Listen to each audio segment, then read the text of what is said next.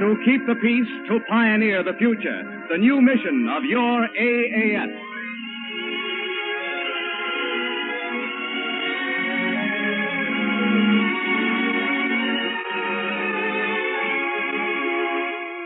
The Army Air Forces, in cooperation with the American Broadcasting Company, present Your AAF, a report to the American people on the continuing operations today of the Army Air Forces throughout the world, and its adventures and research which are pioneering for your better world tomorrow.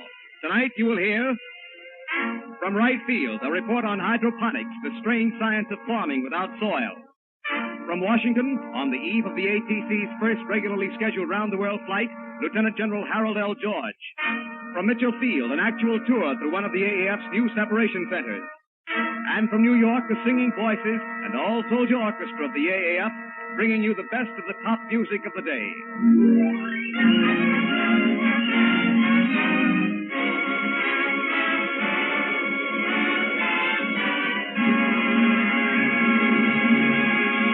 The all-soldier orchestra takes to the air with a bright arrangement of Thou Swell.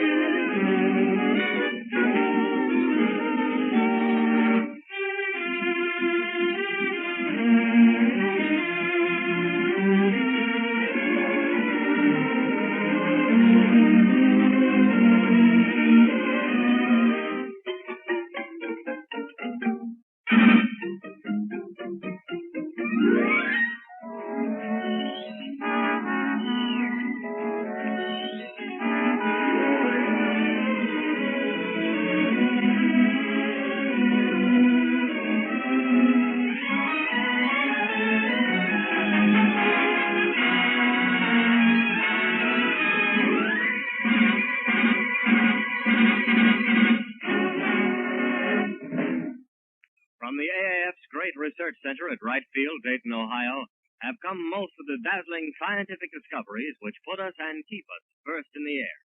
Now it may surprise you to learn that one of such developments, achieved in cooperation with Air Quartermaster, was in the gentle field of gardening. Your AAF takes you now by Army wire recorder to Wright Field for a report on hydroponics, the strange science which grows fruits and vegetables where fruits and vegetables never grew before. Come in, Wright Field. This is Captain Elmo Israel, your AAF reporter at Wright Field, headquarters of the Air Technical Service Command. We're speaking to you by wire recorder from a spot that might well be called the floating gardens of the Army Air Forces. What is learned here may well mean better tomatoes and beans for all of us in days to come. Captain G.C. Knowlton of Iowa City is in charge of this post-victory garden. It's known officially as the Hydroponics Unit of the Aeromedical Laboratory. He's assisted by a crew of GI scientists in coveralls. Captain, how did airplanes and vegetable gardens get mixed together? Flyers have to eat. I can agree with that. But sometimes our flyers are based on islands where you can't grow fresh vegetables. The soil is no good for farming. So that's why we're experimenting with soilless culture or hydroponics. Well, all I can see around here are plants growing in what looks like cinders. Those are the hydroponics gardens. Well, it looks like very poor farming land. It is. It's completely lacking in the minerals needed for plant growth, but it still serves okay. Is that because of hydroponics? Exactly. You see, hydro means water, and ponics means working. So what we have, in effect, is working water. Suppose Corporal Parker Pierce of Francona, New Hampshire, shows you how it operates. Good enough. Shoot, Corporal. Well, you see the water in this tank? Uh-huh. That's the hydroponic solution. We fed that water with all the chemicals needed for plant life. What chemicals are they? Potassium, calcium, phosphorus, various kinds. Now I'll show you what happens when we switch on this pump. I see. The water in the tank is going down, isn't it? Yes. The pump is drawing out the chemical solution. It's feeding it through pipes to the bottom of the hydroponic garden bed. We let the roots absorb the chemicals, and then we open the valve. The solution over again. Well, do you have any hydroponics gardens actually working now? Well, a few weeks ago, I returned from Ascension Island. Out there, we have a garden that's sprouting fresh greens and vegetables all the time. And boy, do the GIs love it. I'll bet. We plan to locate still more gardens in the Pacific area. With this hydroponic solution, we could grow juicy tomatoes right on the driest part of Iwo Jima. Well, Captain Knowlton, is hydroponics a right field development? No. The basic principles have been used. Well, what about the future? Even with the war over, we're going to keep working. That's our job, to plan and prepare for the needs of tomorrow. When I hear hydroponics criticized, and when people say it will never be a practical success, I remember how scientists were laughed at a few years ago for wasting their time trying to split the atom. Well, thanks, Captain G.C. Knowlton. We're counting on your outfit to raise a prize-winning crop of food. From right field, we return you now to New York.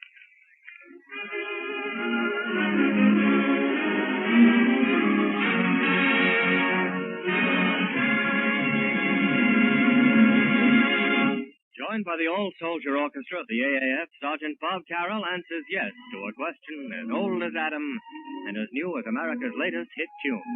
I'll buy that dream.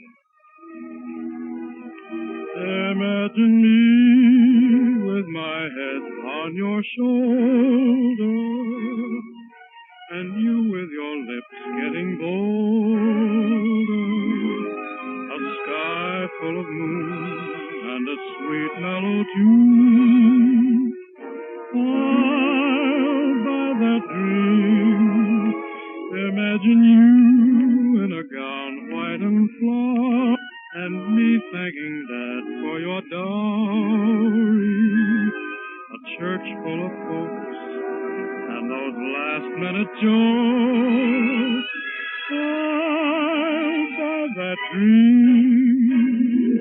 A honeymoon in Cairo and a brand new auto gyro. Then home by rocket in a wing. We'll settle down near Dallas in a little plastic palace. It's not as crazy as you think.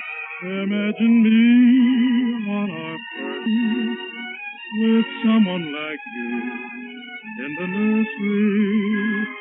It doesn't sound bad, and if it can be had, I'll buy that dream.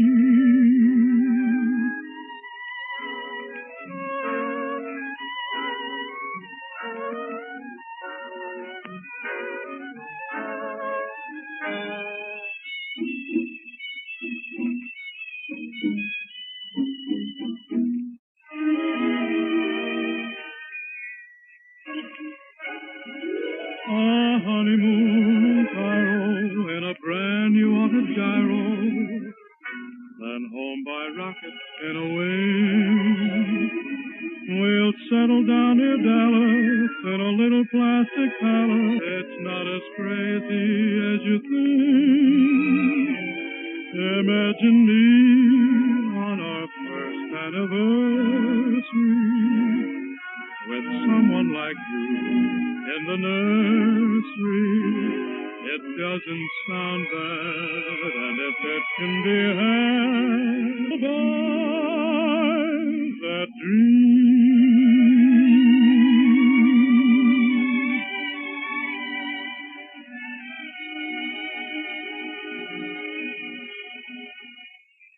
21 years ago, United States Army Air Forces made the first flight around the world. Tomorrow, a new chapter in the history of world flights begins. Bring you a man who has helped make aviation history in the past and is still doing it today. Lieutenant General Harold L. George, Commanding General of the Army Air Forces Transport Command. We take you now to Washington. Go ahead, General George. Nothing makes me prouder than to be able to tell the American public that tomorrow, 21 years after the first Army Air Forces flight around the globe, the Air Transport Command inaugurates the first regularly scheduled weekly round-the-world flight. To help us celebrate the occasion here tonight are two aviation pioneers, Colonel Eric H. Nelson, Air Inspector Continental Air Forces, and Colonel Leslie P. Arnold, now Vice President of the Eastern Airlines. Both were members of that first historic flight of the Army Air Forces. Well, Eric, I guess people are beginning to understand what was behind those foolhardy flights we used to make. I guess so, General. We thought we really done something on the first Army round the world flight. But these weekly world flights you're starting tomorrow are really historic. I know you two can appreciate it more than most people. What about it, Les? Oh, we certainly do, General. Look here at this map, Eric. The routes that the Air Transport Command flies every day that took us so many months to cover. The tropical Pacific, Europe, Africa, South America, the temperamental Caribbean, and the grim, frozen North Atlantic. How well I remember it, Les, that lonely country with no sign of habitation anywhere. And now we have weather and communication stations on a map. Our routes add up to 180,000 miles. The defeat of Japan made it possible for us to forge the link between China and Manila, and thus consolidate the routes we have flown constantly during the war. The result is our new regularly scheduled weekly global service to the American people. We expect our first flight, which takes off tomorrow, to be back at the National Airport in 151 hours, 6.25 days. From 175 days to 150 hours. 21 years ago, everybody thought we were crazy when we said this would happen someday. Remember, Les? Yes, indeed I do. And just imagine, Eric, we flew 28,000 miles at the astounding speed of 72 miles per hour in the first airplane that Douglas built for the Army. What, General, is the distance and speed of tomorrow's round-the-world flight? The distance is in the Douglas C-54, we are going to average a little more than 200 miles an hour. 5 years from now, I prophesize it will be double that speed. General, your command has certainly specialized in pioneering. Yes, I think so.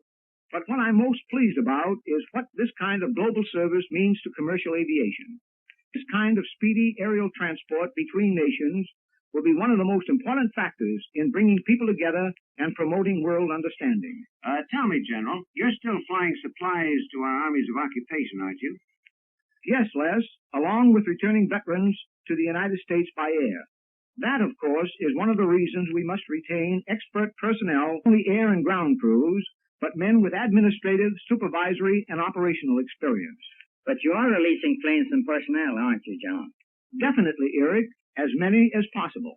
We plan to cut our fleet of a little more than 3,000 planes to about 500 by July 1st of next year. Our personnel from over 210,000 to 70. A sizable cut. Also, we will release more later, but not at the expense of safety. We intend to keep our high safety record in peacetime, especially now because the cargo we transport has changed from emergency supplies to the most precious cargo in the world, returning veterans. I'm sure that the American families at home will appreciate that, General. What we have done for the commercial airlines, which I'm certain will still further develop aviation in the years ahead. Thank you, Lieutenant General Harold L. George, Colonel Eric Nelson, and Colonel Leslie Arnold. We return you now to your AAF in New York.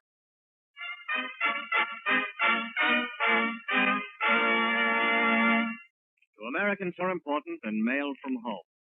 But they won't get their Christmas mail on time unless you ship it out by October 15th. And so, as a gentle reminder, the orchestra with Holiday for Strings.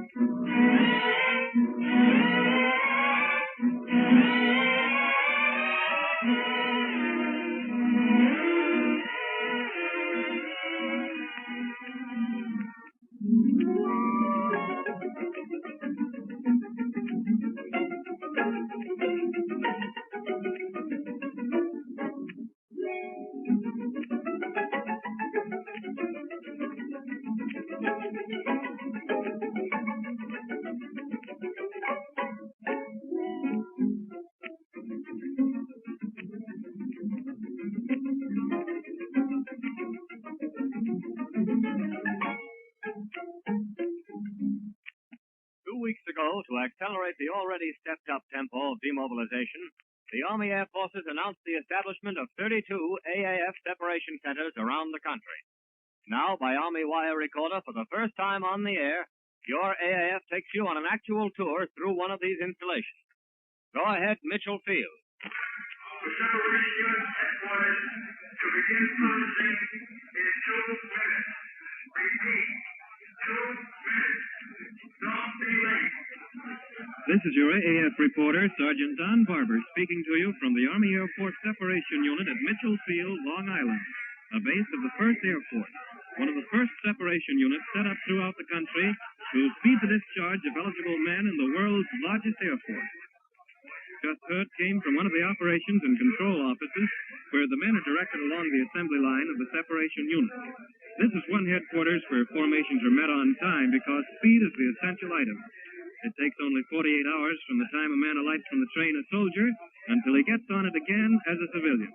To expedite matters, the men go through the unit in groups.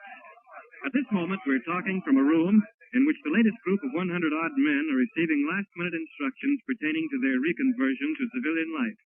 Let's bring our microphone right up to the officer addressing the group and get some of his words. Now, men, I've told you about the various rights and benefits due you as veterans. There's several other items I want to mention. One of your next appointments will be with a personal interview with a trained counselor. He can answer many of your individual questions about education, jobs, and the best agency to help you get started as a civilian again. He will make up a separation qualification record for you. It tells what your civilian education and jobs were, and also your Army education and jobs.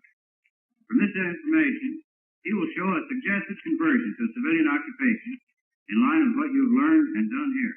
United States Employment Service, and many employers will ask for it. Another one is a lapel button you'll receive. It indicates that you're an honorably discharged veteran. That yellow patch that looks like the button we sew on your blouse indicates that while you were still in uniform, you've been honorably discharged from the service.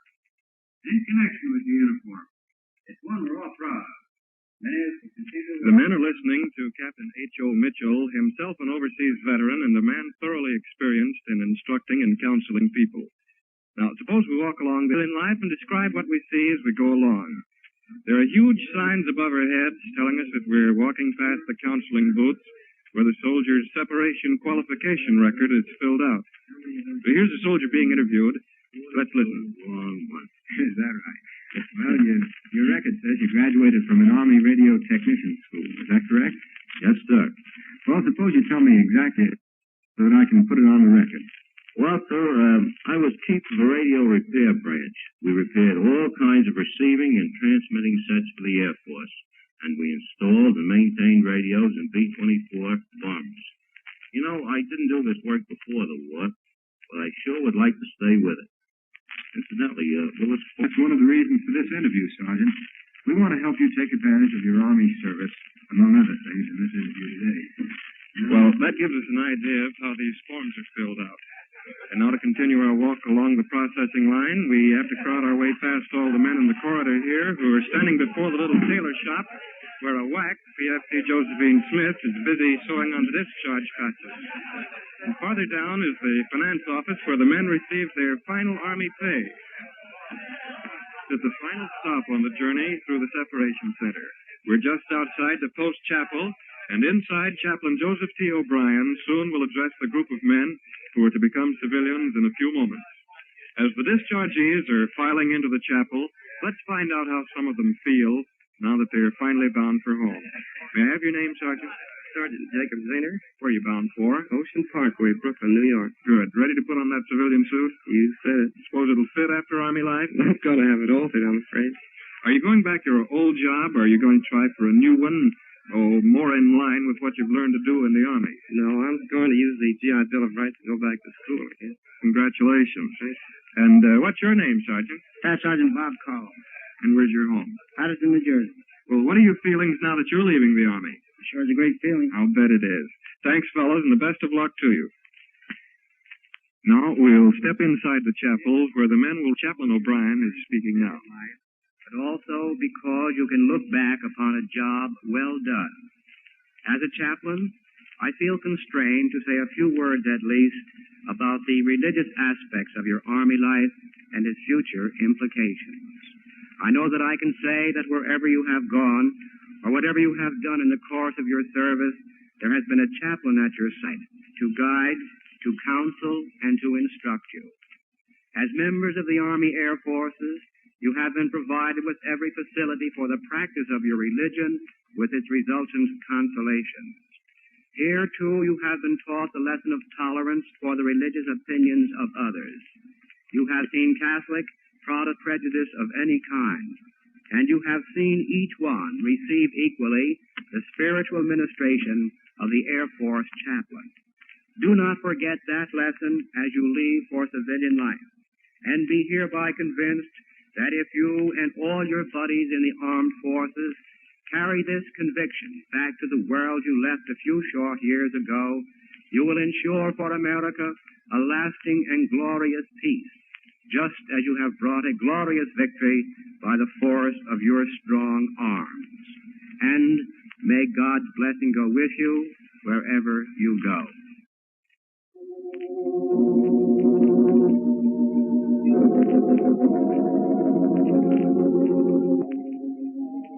As the chaplain distributes the honorable discharge certificates, the men receive them and file slowly out of the chapel, civilians.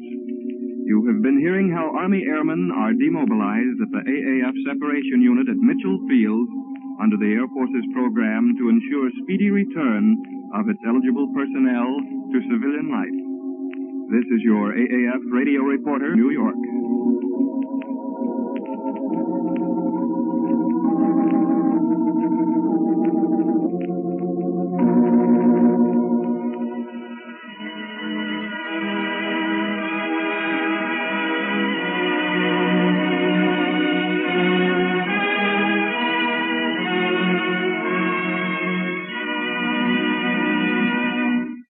And for all GIs overseas who listen to this program through the medium of the Armed Forces Radio Service, 3 songs together in a medley from the picture Meet Me in St. Louis.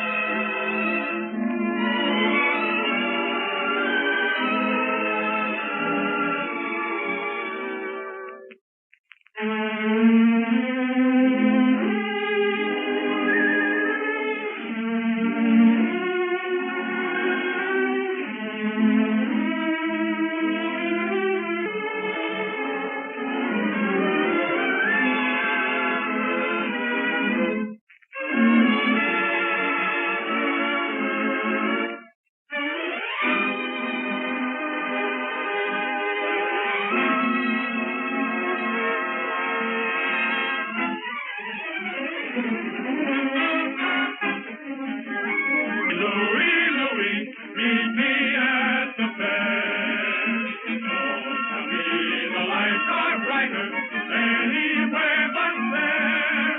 We will dance the hoochie-coochie. You will be my tootsie-wootsie if you will meet me in St. Louis, Louisiana.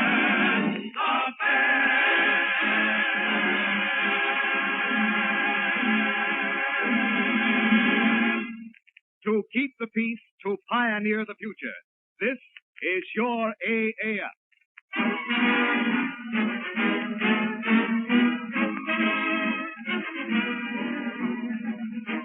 During the last half hour, you've been listening to the official program of the Army Air Forces, Your AAF. Your AAF is one of a series of public service programs entitled Time for Americans, presented by the American Broadcasting Company in the belief that never did so many need to know so much. Join us next week for the singing voices and all-soldier orchestra of the AAF, one more operation of the Air Force built and maintained by millions of Americans in and out of uniform.